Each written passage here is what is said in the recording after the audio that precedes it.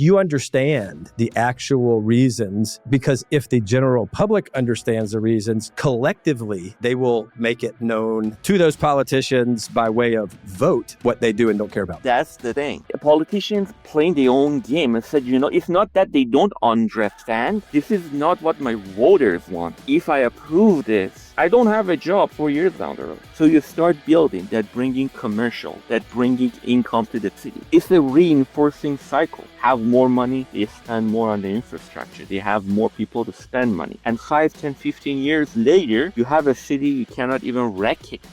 Oh my God, what happened? That happened a couple of times in Massachusetts. There were some cities that completely reinvented themselves over the past 10, 15 years. You mentioned a couple of times that it's difficult to build in Massachusetts. Help us understand why. Compare Atlanta versus Boston, for example. We are a Commonwealth here. Because of that, in many areas, cities that you want to build, you need to go through the planning board and all of the stuff.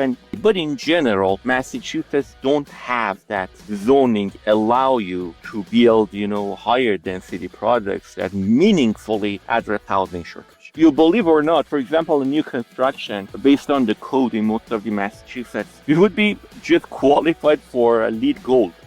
But the reason it's difficult is satisfying the governmental requirements. Is that maybe better? In a nutshell, your statement is correct. Regulation. Why they didn't move as much? We are going really as back as introducing car to U.S. cities and help hand the cities. Now you have highways, you can travel. That is a relatively new phenomenon, about 100-year-old, that people started affording buying cars about 4 times. But the pace of changes that we have experienced on the technology and lifestyle never been matched with the change of regulation. We know how difficult it is. Churchill had a famous quote once that democracy is a terrible system until you see others. Democracy has a price. We don't like it sometimes, but one of the prices of democracy it takes time to make changes.